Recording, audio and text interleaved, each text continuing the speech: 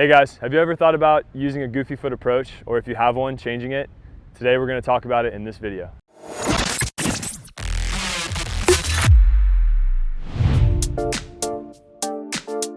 Hey guys, I'm pro beach volleyball player Avery Drost, and like I said, today we're going to talk about a goofy foot approach. I have a natural goofy foot approach that I've used on the beach my whole career. It was the natural way that I learned how to jump. A lot of people develop that coming from basketball, but that just means you're step closing left to right with your left foot to right foot, even though you're a right-handed player. But today I want to talk to you guys about how I've learned to use that over the years, but also how I've found places where it doesn't work and how I use a regular approach for other situations on the court, like my serving and my right side.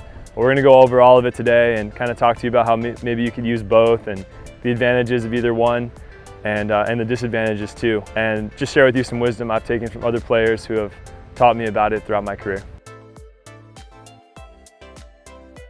A regular foot approach just means that your right foot's coming down first and your left foot comes down second, a little bit ahead of your right foot.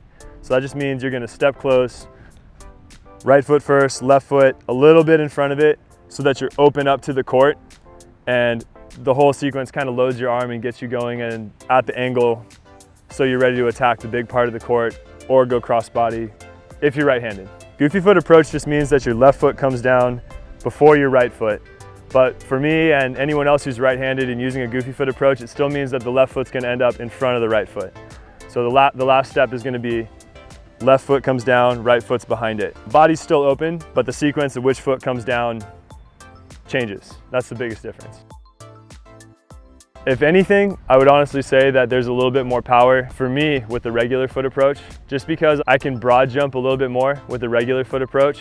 So I can get a little bit more body behind the ball, and that adds a little bit of power. The big advantage of the goofy foot approach, and the reason I haven't got rid of it over the years, is because it kind of allows me to step close, open to the angle, no matter where I am at any time. Just to explain that, if I'm using a regular foot approach, for example, and I've got to chase the ball a little bit outside, I've got to get my right foot down and really open my body up when I lean off of this left foot.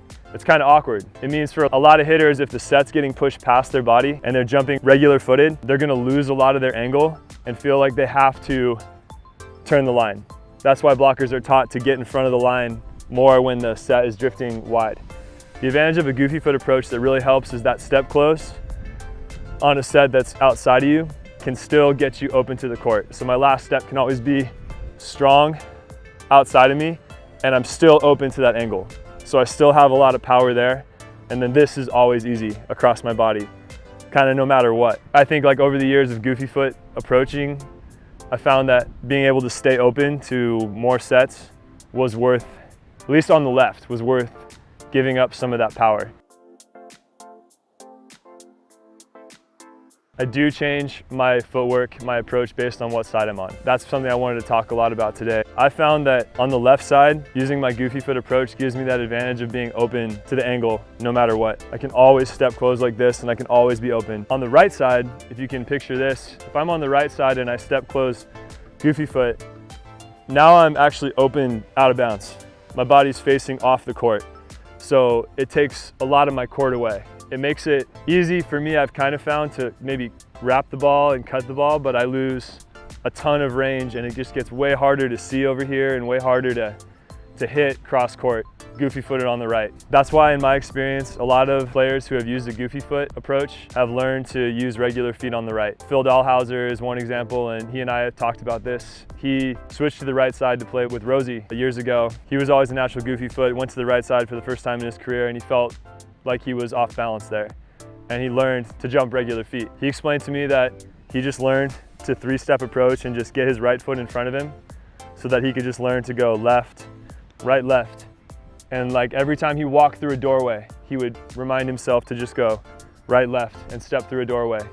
Just as a little mental cue. Other players have told me, yeah, just imagine if you're a natural goofy foot and you need to learn how to jump regular, just shorten it to a three-step, get on your right foot, and start from there. And if you can find yourself balanced on your right foot, your body will eventually learn to jump regular feet. And I found that a regular foot approach when I'm on the right means that I can face the line. I can go inside out or outside in. I can come straight ahead to face the line really hard.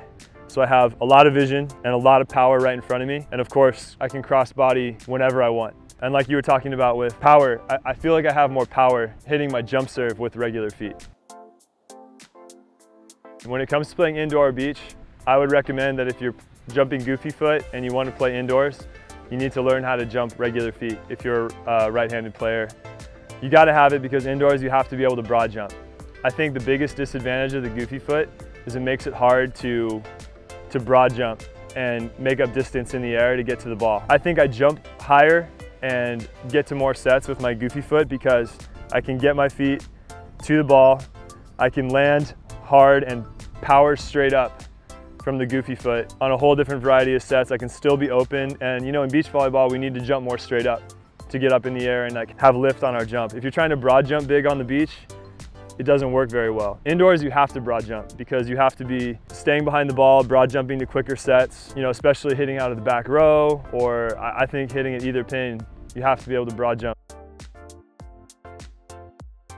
I would say that it's really never too late to ditch your goofy foot if you want to get better at playing the right side. If you feel like you're going to be a left-sider forever and you are really comfortable there and you don't want to ever have to experiment with the right side, I think you can get away with it, but it's really never too late to add that, and I actually really don't think it's too hard. If you can teach yourself honestly to just get on your right foot first and go left, right, left, eventually that'll feel so normal that you can stretch it out and take a 4-step approach and start on your left foot and go right, left, right, left. You can do it in less than a year if you put your mind to it. Is it too mentally difficult to have 2 different approaches? I really don't think it is. I know it takes some time, but I can say right now super confidently that I can do both, and it doesn't stress me out at all.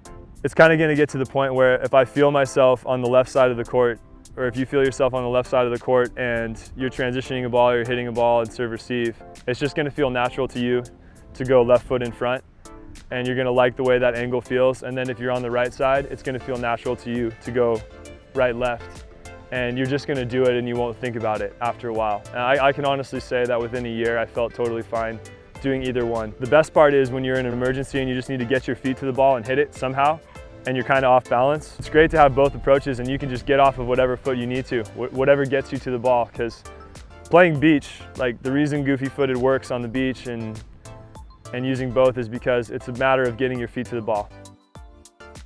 I think the answer is yes. If you watch a lot of regular footed left side players, they're gonna want to kick way out so that they can have a sharp angle to the ball, like way out here. If I kick this far out and I'm gonna use my goofy foot approach and the set accidentally dies inside, that's when I'm in trouble because I can't broad jump to make up to that. I'm gonna get to the ball and go straight up. So I still think as a left sider using a goofy foot, I like to kick out, but just not as far as like try, for example, or some other left siders who kick really far out to take that big angle. I can get away with kicking out a little bit less because I can still catch up to the ball at the pin if it goes wide. I still think you want to go outside in though on the left, or at least a little bit outside in on the left, even if you're goofy footed. I would teach an athlete regular feet at first because I think if goofy feet come natural to you, that your body's going to know how to use that to its advantage, and there are advantages that come with it. If it doesn't come natural to you, I think it's way harder to learn that jump and to consistently mess with it than it is to learn a regular approach. The reason a regular approach is taught is in a lot of ways is because biomechanically I think it's a little more efficient. And jumping goofy footed on the beach does mean I'm hitting the ball with more arm and a little bit less body. I think if you have an athlete who naturally likes to jump goofy footed, don't try to get rid of that altogether. Help them learn a regular approach too, but don't ditch the goofy foot. If jumping goofy foot feels really weird to them, I wouldn't try to like force it and make it a thing. Hope you liked this video and it made some sense to you. I know it's kind of complicated, but it's good to mess with this and to see if you can learn this for your game.